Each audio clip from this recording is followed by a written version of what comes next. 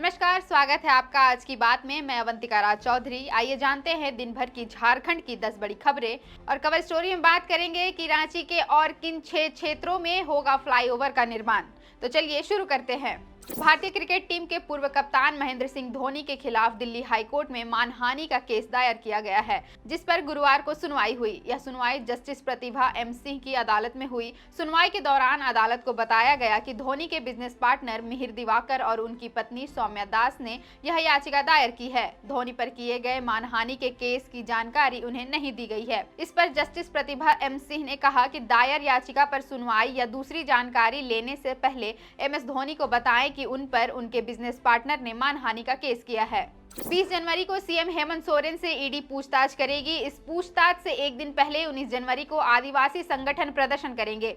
यह प्रदर्शन राजभवन के पास होगा। प्रदर्शन में शामिल होने के लिए राज्य के 8 से अधिक जिलों से आदिवासी लोग आएंगे। वहीं इस प्रदर्शन को 6 आदिवासी संगठनों का समर्थन मिला है। इस बीच कार्मिक सचिव वंदना दादेल की ओर से ईडी को लिखी गई चिट्ठी का जवाब प्रवर्तन निदेशालय ने दिया है। ईडी की ओर से जिस लहजे में जवाब दिया गया उसने सरकार की मुश्किलें बढ़ा दी है। झारखंड में मौसम का मिजाज बदला बदला सा है। कड़ाके की ठंड के बीच घने कोहरे पड़ रहे हैं। ठंड व मौसम में बदलाव के कारण बच्चों की तबीयत खराब हो रही है। इसके बाद भी राज्य के स्कूलों में ना तो समय में बदलाव किया गया है और ना ही छुट्टियां दी गई है। झारखंड अभिभावक संघ और अखिल झारखंड प्राथमिक शिक्षक संघ ने अधिकारियों को पत्र लिखा है और ठंड व शीतलहरी को देखते हुए जल्द निर्णय लेने का आग्रह किया है। धनबाद के बड़े कोयला कारोबारी अनिल गोयल व दीपक पोद्दार एंड ग्रुप के 45 से अधिक ठिकानों पर 30 घंटे से लगातार रेड जारी है। बुधवार को टीम ने झारखंड के धनबाद समेत 3 राज्यों बंगाल व छत्तीसगढ़ में एक साथ छापेमारी की। अभी तक की जानकारी के अनुसार 56 में से लगभग 45 ठिकानों पर रेड जारी है। शेष जगह से आयकर की टीम जांच पूरी कर दस्तावेज लेकर लौट चुकी है। बुधवार तक wedlock green hotel and resort समेत अन्य ठिकानों से 3 करोड़ रुपए नकद मिले थे।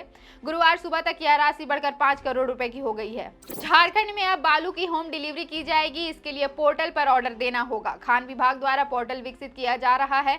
पोर्टल पर ऑर्डर मिलने के 48 घंटों में आपूर्ति की जाएगी। खान एवं भूतत्व विभाग के सचिव अबू बकर सिद्दीकी ने बताया कि तेलंगाना के तर्ज पर राज्य में बालू की होम डिलीवरी की व्यवस्था की जा रही है। इसके लिए झारखंड खनिज विकास निगम द्वारा सैंड टैक्सी पोर्टल को मार्च 2024 तक लागू किया जाएगा। झारखंड विधानसभा में नेता प्रतिपक्ष और चंदन कियारी के भाजपा विधायक अमर बाउरी ने मुख्यमंत्री हेमंत सोरेन से 22 जनवरी के दिन को राज्य के अवकाश घोषित करने की मांग की है। उन्होंने बोकारो में मीडिया से बात करते हुए कहा कि इसे लेकर वे मुख्यमंत्री को पत्र लिखेंगे। अमर बाउरी ने कहा कि 550 साल के लंबे अंतराल के बाद प्रभु श्री राम अपने गर्भगृह में विराजमान हो रहे हैं। ऐसे में झारखंड सरकार को इस दिन को अवकाश के रूप में घोषित करना चाहिए। देश भर में प्रतिबिंब ऐप की मदद से पुलिस द्वारा लगातार साइबर बदमाशों की गिरफ्तारी की जा रही है। इसी ऐप की मदद से जमशेदपुर पुलिस को भी सफलता हाथ लगी है।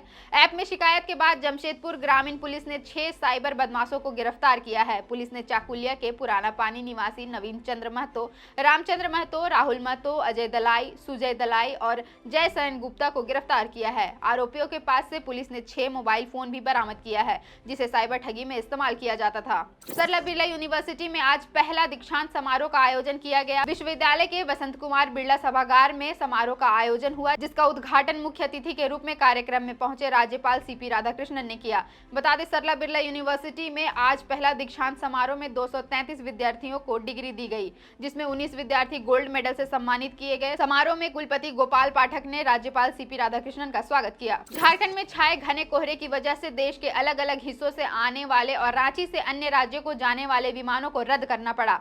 कम से कम 20 विमान रद्द किए गए हैं। इसमें 12 विमान रांची आने वाले थे, जबकि रांची से जाने वाली 8 फ्लाइट्स को रद्द करना पड़ा। बिरसा मुंडा एयरपोर्ट के सूत्रों ने गुरुवार को बताया कि विमानपत्तन पर विजिबिलिटी 500 मीटर से भी कम की रह गई है, इसलिए 20 विमानों को रद्द करना पड़ा। झारखंड की राजधानी रांची में 6 नए फ्लाईओवर का निर्माण की प्रक्रिया शुरू की जा रही है। इसके लिए डीपीआर तैयार करने का निर्देश दिया गया है। इसमें अरगोड़ा और करमटोली फ्लाईओवर को प्राथमिकता पर रखा गया है। इन योजनाओं की डीपीआर तैयार होने के बाद इसकी स्वीकृति की दिशा में पथ निर्माण विभाग आगे बढ़ेगा। कवर स्टोरी में आज इस पर ही बात करेंगे।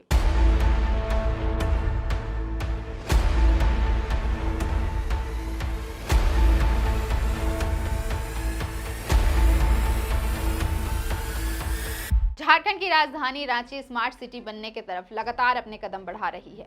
राज्य सरकार रांची में महानगरों की भांति सुविधाएं देने की कोशिश में जुटी है। और इसी बीच रांची में यातायात व्यवस्था को सुगम और जाम मुक्त बनाने के लिए शहर में 6 नए फ्लाईओवर और एलिवेटेड कॉरिडोर का जाल बिछाया जाएगा। नए फ्लाईओवर के निर्माण की प्रक्रिया शुरू की जा रही है। इसके लिए डीपीआर तैयार करने का निर्देश दिया गया है। इन योजनाओं की डीपीआर तैयार होने के बाद इसकी स्वीकृति की दिशा में पथ निर्माण विभाग आगे बढ़ेगा। पथ निर्माण विभाग के अनुसार सभी फ्लाईओवर के तैयार होने से शहर के एक से दूसरे छोर तक आवागमन आसान हो जाएगा। जिन स्थानों पर फ्लाईओवर निर्माण की योजना है वह काफी व्यस्त इलाके हैं, यहाँ अक्सर जाम लगता रहता है। अब आपको बताते हैं आखिर ये फ्लाईओवर किस क्षेत्र में बनाए जाएंगे। रिपोर्ट्स के अनुसार पहला फ्लाईओवर अरगोड़ा चौक के ऊपर हरमू की ओर से डिबडी की ओर फ्लाईओवर का निर्माण होगा, यानी गाड़ियां हरमू से आकर सीधे फ्लाईओवर से डिबडी की ओर निकल जाएंगी। दूसरा फ्लाईओवर करमटोली चौक से रिम्स के आगे तक बनाया जाएगा। आए दिन करमटोली में जाम लगे रहते हैं। इस फ्लाईओवर के निर्माण से लोगों को जाम से मुक्ति मिलेगी। वहीं तीसरा फ्लाईओवर करमटोली चौक से बोड़िया तक बनाया जाएगा। इसमें मोराबादी इलाके में लोगों को जाम से निजात मिलेगी। इसे करमटोली चौक से आगे से बनाया जाएगा। इससे मोराबादी के बाजार क्षेत्र के आगे तक ऊपर ही ऊपर गाड़ियां जाएंगी और बोड़िया के पास उतरेंगी। चौथा फ्लाईओवर डीपीएस स्कूल के पास से बिरसा चौक होते हुए हीनू तक बनाने की योजना है, ताकि हीनू या बिरसा चौक की ओर जाने वाले वाहन फ्लाईओवर से हीनू एयरपोर्ट की ओर निकल जाएं। वहीं खूटी रोड जाने वाली गाड़ियां बिरसा चौक से मुड़ जाएंगी। पांचवा फ्लाईओवर कांटा टोली से बूटी मोड़ तक बनाया जाएगा। इसका सर्वे कराया गया है। इस फ्लाईओवर के बनने से कोकर चौक, खेलगांव चौक पर लगने वाले जाम से मुक्ति मिलेगी। और छठा और आखिरी फ्लाईओवर एलपीएन शाहदेव चौक से कांके रिंग रोड के लिए बनाया जाएगा। हरमू फ्लाईओवर का विस्तार करके एलपीएन शाहदेव चौक से कांके में रिंग रोड तक इसे जोड़ा जाएगा। इसके साथ ही रांची में अभी 3 फ्लाईओवर का काम आखिरी चरण में है। विभाग का दावा है कि इस साल इन पर आवागमन शुरू हो जाएगा। मेकन चौक से सिरमटोली से कांटेटोली कनेक्टिंग फ्लाईओवर, रातू रोड से पिस्का मोड़ तक निर्माण अंतिम चरण में है। हरमू से एलपीएन शाहदेव चौक तक फ्लाईओवर की प्रशासनिक स्वीकृति की प्रक्रिया अंतिम चरण में है। फिलहाल के लिए इतना ही। ऐसी खबरों के लिए जुड़े रहे हमारे साथ, देखते रहें द4pillar.news।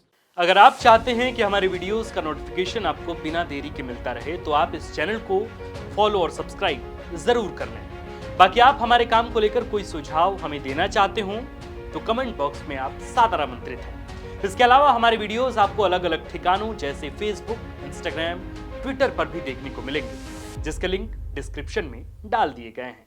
शुक्रिया।